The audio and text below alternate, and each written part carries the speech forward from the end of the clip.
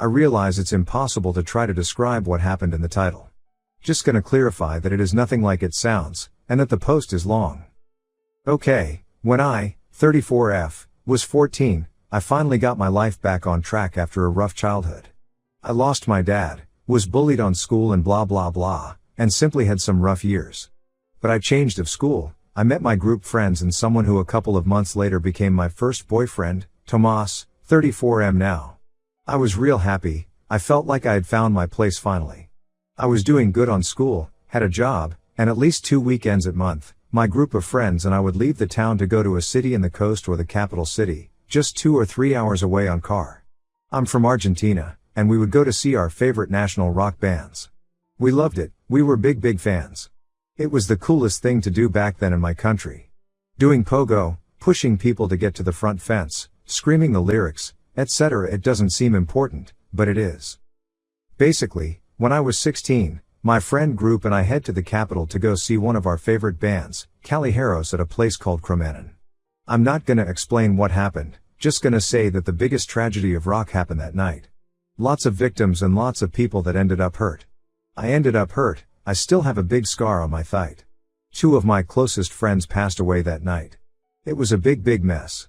I can never explain what I felt. I remember I started to go out every weekend, I would get drunk up my ass. I avoided talking about it at all. I would leave the room when someone even spoke about it, I kept pretending that everything was fine. That I was fine. In case you're wondering, getting alcohol in Latino America being a minor is not hard, much less in a small town. Plus, I'm from a town where, for some reason we also go out on Thursdays, and in Latino America, we usually leave clubs and parties around 6 a.m. on Fridays. I would show up drunk at school. But that was common, so no one realized. Tomas was there, supporting me through everything. Working hard to get a smile out of me every day, trying to get me to open up, but not pushing me too much either, hugging me when I needed to. And well, our relationship grew stronger, despite me going into a darker hole. When we graduated, we moved to the same city to keep studying, and I decided that it was time for me to cut the bullshit. I got a part-time job and worked hard to get the best grades, got new friends, stopped partying so much. I thought I was fine, or at least I wanted to convince myself that I was, but with time, I realized that I wasn't. We were like 20, and I remember I started to drink again. I hated myself, I felt miserable, I had nightmares with that night, and I felt even worse because I thought I was being like ungrateful. I survived at least, in my mind, feeling like this was pathetic. Mental health, well, we didn't speak much about it then. It was a taboo to go to therapy. During this time, I started to treat Tomas bad. I was mistreating. No, I never hit him or anything like that, but I would often yell at him or call him names when he was just trying to help. I kept pushing him away. I realized he deserved better than me. Tomas was always an angel, of course he did. It did not make sense to me why he was still supporting me. When he found me passed out after so much drinking on the floor, he would take me to the bathroom, bath me, dress me and put me on bed, cook me, clean my apartment. It only made me felt worse. I had a great man, and I was treating him like shit. He simply deserved better than me. I tried to tell him that we needed to break up, but he refused. Tomas refused and told me he would stick next to me no matter what. But I only got worse, and I felt like I was going to drag him with me, and I couldn't stand the idea of seeing him with me. So after thinking it, I made a choice. I did the only thing I knew he wouldn't forgive. Well, I told him I did it. I told him I cheated on him with a guy from my work. A friend he was jealous of. He was upset, confused, angry, sad and felt betrayed, of course. It was heartbreaking to see him like that, but I knew it was necessary. He was much better without me, I was just a dead weight back then. Anyway, he left. I simply did not see him again afterwards. I didn't call him either, didn't search for him even though I wanted to. After I graduated, I got a full-time job, and I got tired of feeling miserable. My mom got me in contact with survivors. I'm going to clarify, many survivors had killed themselves or tried to. Most of us ended up with serious mental health issues as you can see, and they ended up convincing me to start therapy. I stopped drinking for good, and well, it was all really hard. Finally stop avoiding reality and facing my problems, accepting that I needed help. All the process of opening up was hard, but worth it. Countless are the nights where I just stared at the phone, wondering if I should call Tomas or not. I wanted to call him, tell him I had lied, apologize for everything and thank him for everything he did for me. I have to say, Tomas did call to check up a few times, but I always decided not to pick up. I heard a lot of voicemails of him while he was drunk, asking how I could do that to him, but he would still say that he loved me and he asked me how I was. I forced myself to never answer. With time, his calls stopped, I got better and started to go back to my old self slowly. I started dating again, started to have more fun and eventually got married and had a daughter. Life did got better for me, but all that goes up, goes down, and my husband ended up cheating on me. Karma's a bitch, I know. I divorced him, and I was able to buy my own house and got primary custody of our daughter. My daughter has been the light of my eyes and, even with everything that happened lately, for her, I would never let myself fall into that depression again. I was and still am happier than ever. Anyway, I got in contact again with Tomas like 5 months ago. He found me on Instagram and just sent me a DM, and we started to chat, to catch up about life. He also had a kid, a 5-year-old son, but he's not with his mother. It was a product of a one-night thing, and they have a good co-parenting relationship. He has him 2 weeks a month. The thing is, we started to meet up again. Just as friends at first, but then we started to hook up. We would go on dates, but we never talked about the cheating. But finally, I confessed that my feelings for him were back. Tomas told me he was feeling the same, but he wasn't sure about starting anything again with someone who had cheated. That's when I chose to finally open up about what happened in the past, about how I was feeling and how I didn't want to drag him with me, so that's why I chose to lie about cheating on him. Tomas was shocked. He got upset and I remember how he left. He called me later and told me I shouldn't have lied to him about something like cheating, that I should have just tell him that I didn't want to be with him anymore. I explained again my side, and told him I rather him to think real bad of me, to be real sad for a while but eventually move on, than to drag him with me, to my dark hole. He just told me that he was an adult that could make his own choices, and that he just wanted to be there for me. I told him I didn't regret what I did, but I apologized for hurting him and hand up, and we haven't talked ever since.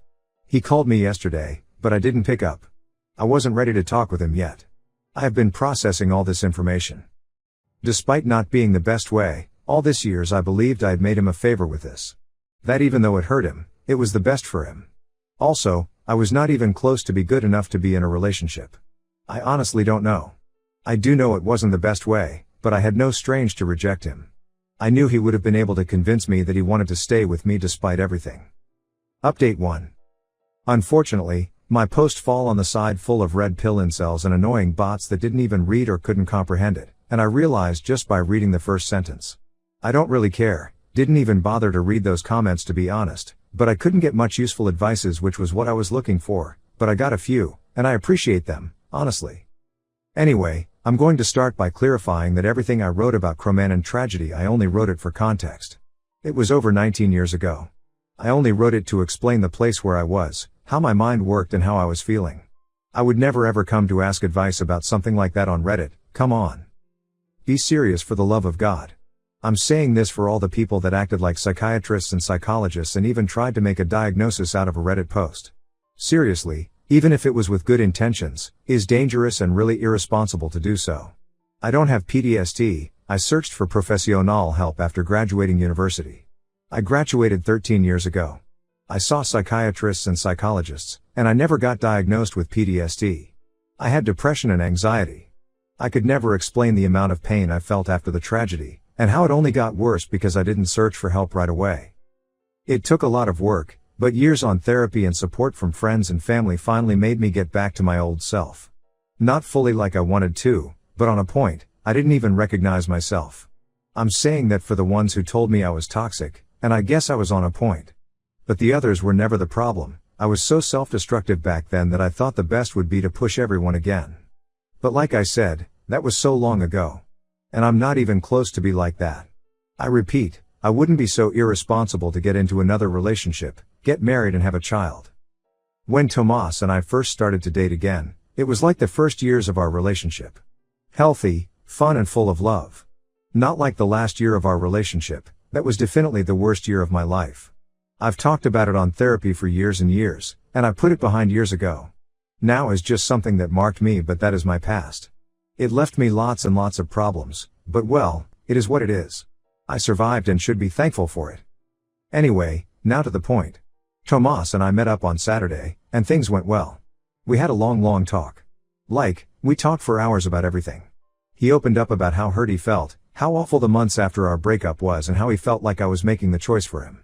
I told him that I was not only doing it for him, but also for me. I couldn't be in a relationship back then. How could I? Traumatized for whatever reason I was. Back then I was so self-destructive and not nice to be around. I also told him how he might have wanted to stay, but I didn't want him to. I reminded him that I tried to break up with him many times, and he simply wouldn't listen to my reasons and apologized for it, but he also explained how he loved me more than anything and couldn't leave in that situation. And how even after he thought I had cheated, he was scared about me trying to kill myself. Every time there was a news about one of the survivors of Cromanon that had killed themselves, he would freak out thinking it was me. I told him I loved him so much back then and now, but at least for me, it was not healthy to maintain a relationship. It was toxic and it wouldn't have helped any of us at all. We apologized to each other, and I clarified that I want to leave all of this behind and to just be us, to finally put this in the past. He agreed. We cried, but it was tears of happiness. I hadn't been so happy in a while. I guess deep down it was what I always wanted, ever since we broke up. To be okay again and to be like we used to. I guess that I never stopped loving him, and he never stopped loving me. I always wonder where he was or if he was okay, wonder what would have happened if things had been different. But now I don't have to wonder anymore, because we're together now and that's all that matters. But, one step at a time.